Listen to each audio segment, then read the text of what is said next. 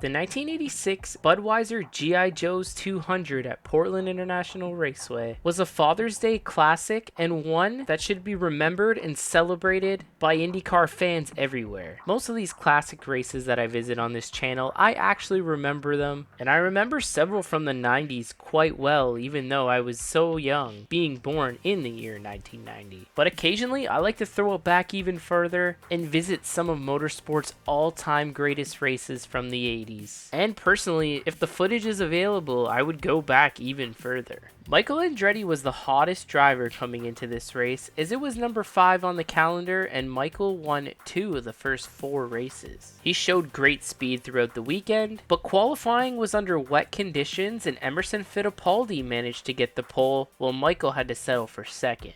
The field comes off of corner number 9, looking for a green, and the green flag is out. The Budweiser G.I. Joe's 200 is underway. And a puff of smoke there from someone. It could have been braking. We watched them go into the chicane, and everybody trying to get through there in good shape. It looks like everybody has survived. Perhaps some tires off the course, but everybody hanging on and not spinning. Now they go into corner number 1, the long right-hander. It appears as if Michael Andretti has gotten into the lead here in the early stages of this race. Now they're into corners number 3 and 4. Before long, they will be heading down the long 2,400-foot backstretch, and speeds will increase to well over 120 or 30 miles an hour. Michael Andretti wasted no time taking the lead, as by corner number 1 he was already out front, and Emerson Fittipaldi did not get a very good start and fell back to 4th pretty much immediately. Now, we all know that attrition was a huge thing of IndyCar racing back in the early days. In fact, it was pretty big all the way up until the early 2000s. As today, we rarely see mechanical failures, but in this race it started mighty early for Dale Coyne, as he was the first one to fall out of the race with an engine issue, and he only completed 3 laps.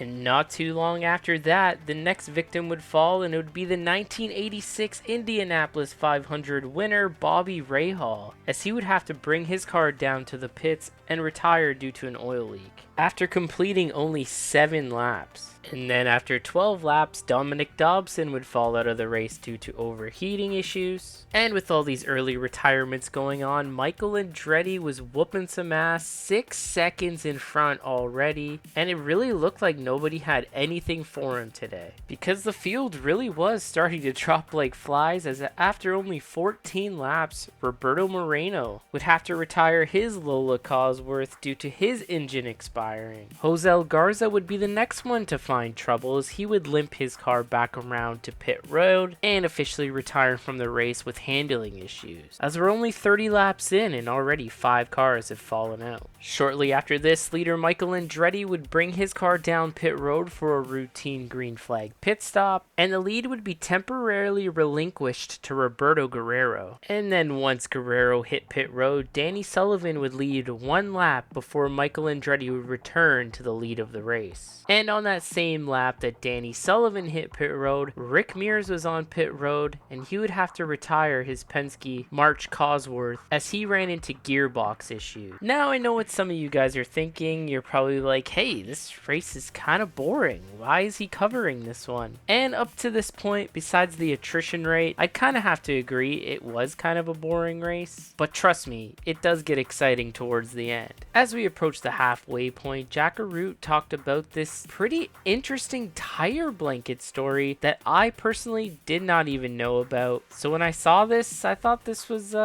kind of weird. So let's go down to Jack in the pit area. Bob, when we got done with talking to Rick Mears, we were starting to make our way out of the Penske pits, and we discovered something that we've never, ever seen before. These are electric blankets. They plug them into a 110-volt outlet, and you know what they do with them? They put them over the tires after they come off the racetrack.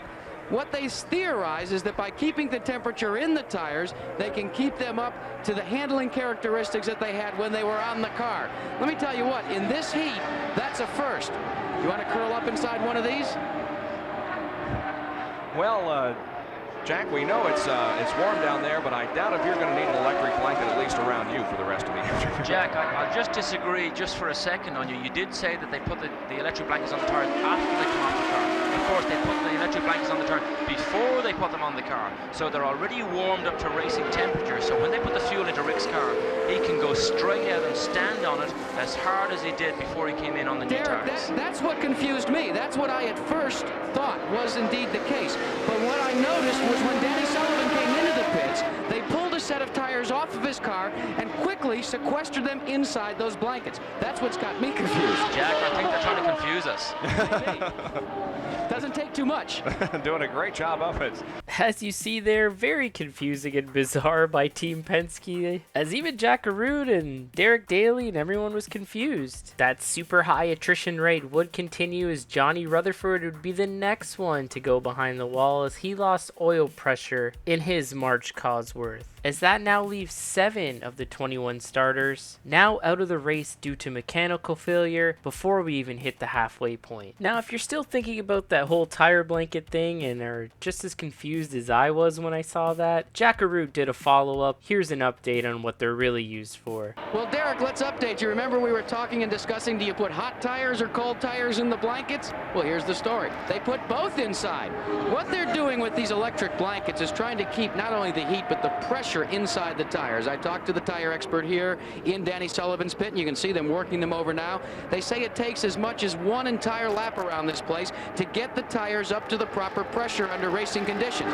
So they say we've gone to the electric blankets so that we can maintain that pressure while they're off the car in case we've got to put them back on. Jack, we spoke earlier on about Danny possibly picking up 3 seconds in his pit stop.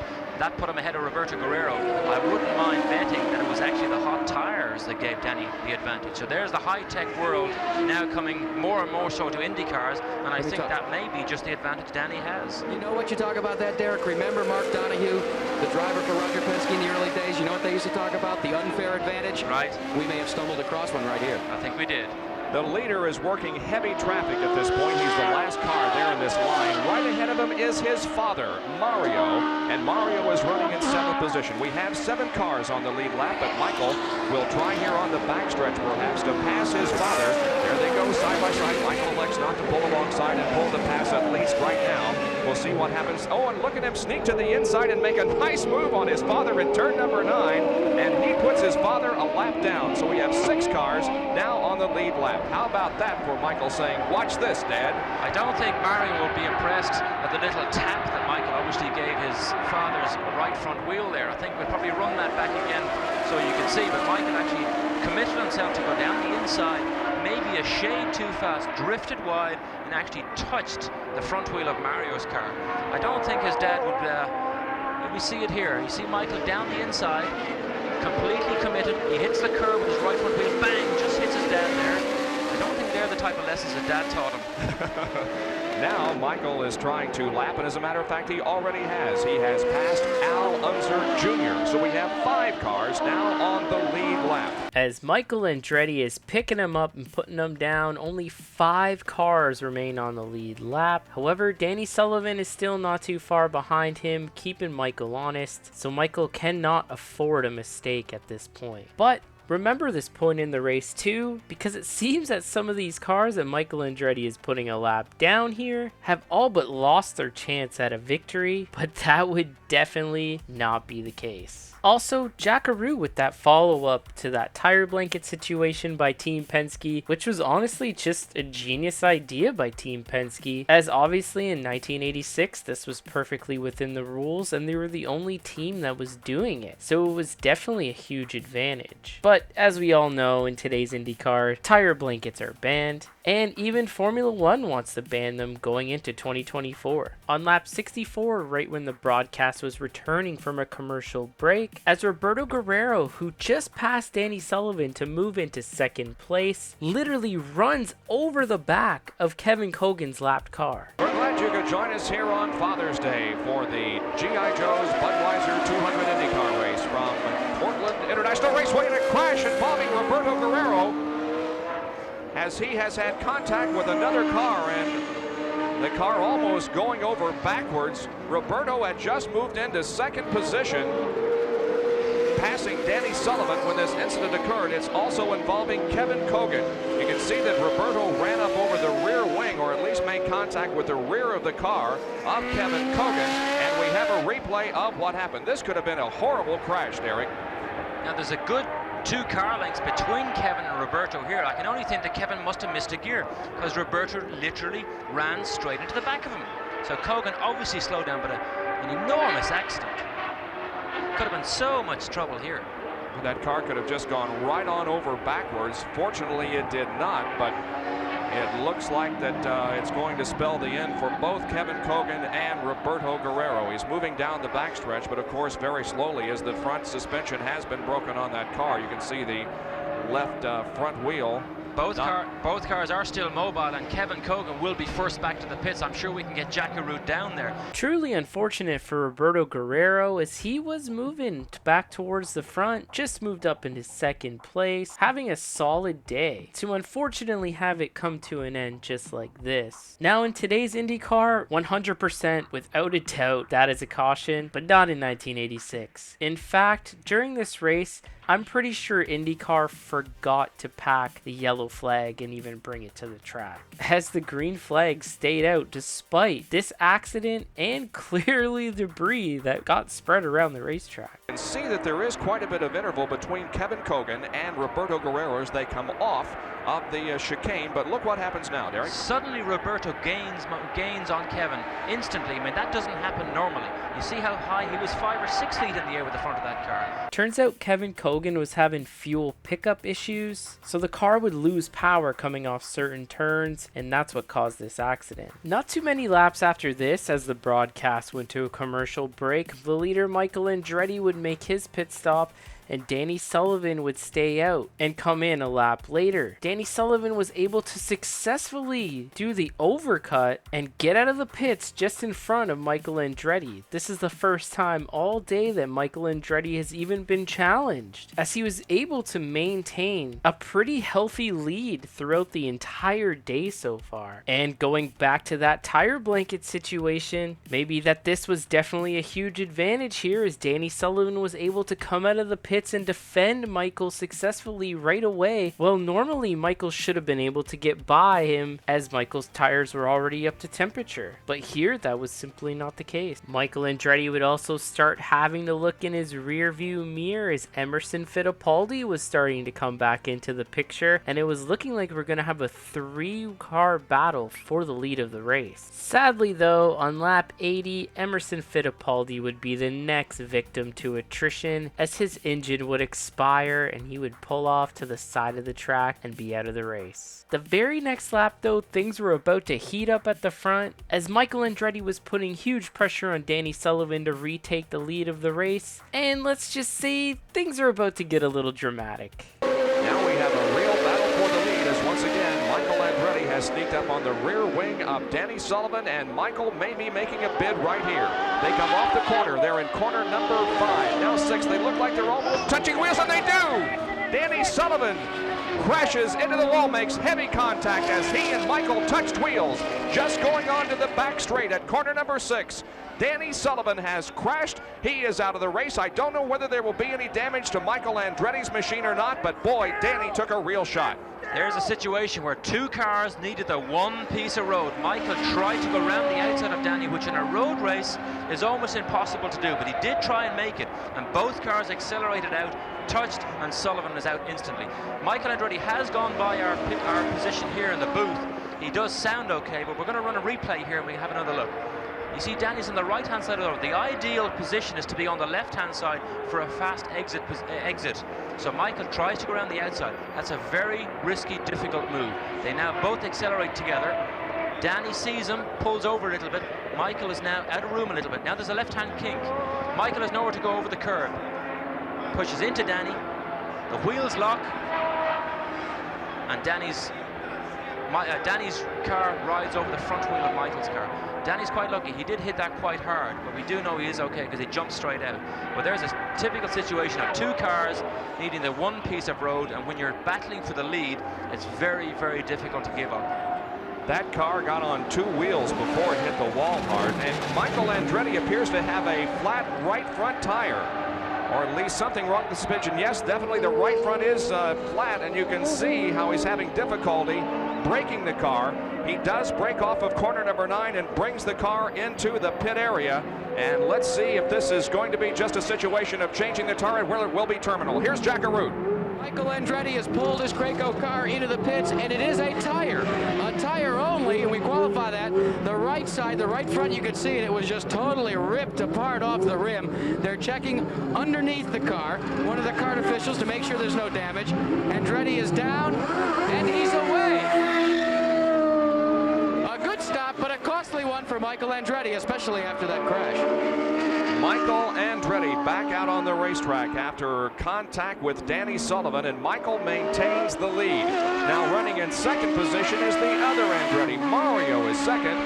Alonso Jr. becomes our third place runner right now. Tom Sneva is fourth. Jacques Villeneuve in fifth position. Now, some people might say that this was controversial, but personally I think this was just a racing incident. Unfortunately, Danny Sullivan ended up getting the short end of the stick, and then a lap later, Michael Andretti ended up getting a flat tire, but he was able to limp that car back around to the pits. No other damage was done, and they were able to just change tires, and he was on his way to what seemed still a sure victory, as even after that accident with Danny Sullivan, no yellow flag was thrown. We have not seen one all day, so his lead was still huge, as now his father Mario is in second, and if you remember earlier in the race, Michael put Mario a lap down. But things don't always go as smooth as you think they're gonna go, as it was discovered during this final 20-lap stint for Michael Andretti that he was having fuel pickup issues similar to what Kevin Kogan had earlier in the race. So Michael had to tone it down quite a lot and be very conservative and try to baby this car all the way to the end of the race. And because he had to do that, his father Mario was closing in on him at a pretty rapid rate. And the white flag is showing he only has one more lap to go, less than 2 miles, and this race will be over. Let's see if that car has enough fuel to go the distance. His wife looks toward the heavens and says a moment of prayer, hoping that her husband does have the fuel that will put him in victory lane for the second consecutive IndyCar race. Last week, a dominant winner at Milwaukee on the Mile Oval.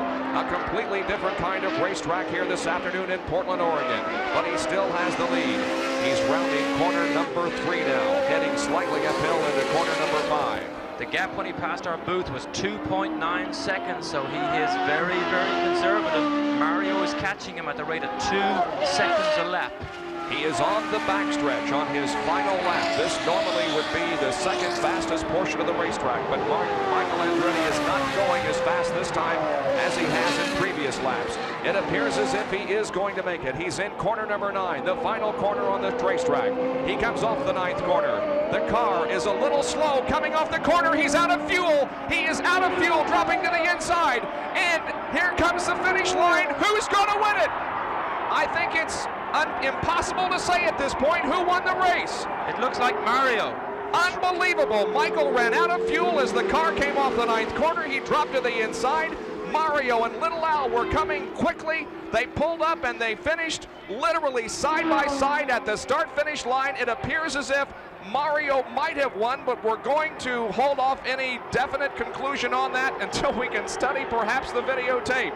Michael Andretti, after dominating all day, loses fuel pressure coming off of the final turn, even though he had 8 or 9 gallons left in that tank. Those pickup issues ended up being a real problem, and because of Michael going slow down that front straightaway, Mario was able to catch up and win by literal inches in what was the closest IndyCar finish ever at that time. And how could it get any better between Mario and Michael Andretti? Photo finish on Father's Day. This was definitely a special day for the Andrettis and a special day for IndyCar and its fans. Andretti, happy Father's Day. Well, I tell you, I take that.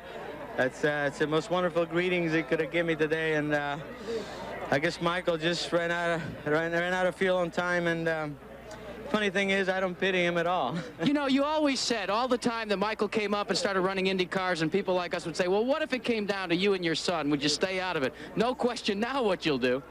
Well, the man upstairs is good to us because, as I said, we've been dreaming about these things, and what a day for it to happen. As I said, both of us can really smile broadly, but it's just a wonderful thing, and I'm sure it's going to reverse, and it'll all even out. But for us, for the team, it's really fantastic. Well, the guy that's coming in to make the congratulations right now is Michael Andretti. Tough break for you, Michael.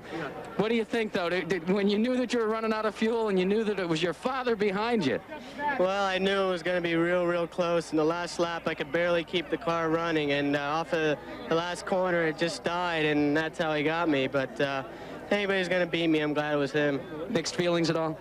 Well, a little bit, for sure. You know, I wish we could have won, not only for me, but the crew and everything. But I also want to say sorry to Danny Sullivan. I didn't really mean to do that. It was just one of those things. Do you want to say anything to your dad right now on national television? Well, happy Father's Day, Dad. That's the story from Victory Lane, and it's all Andretti. Well, that's going to wrap up today's video. Thank you guys so much for tuning in. As always, I hope you enjoyed this one. Make sure to hit that subscribe button. It's completely free, and it notifies you every time that I upload a new video, which is once a week on Tuesdays. If you enjoyed this one, hit that thumbs up button. I appreciate the feedback, and I hope to see you guys next week. That's all. Take care, everyone.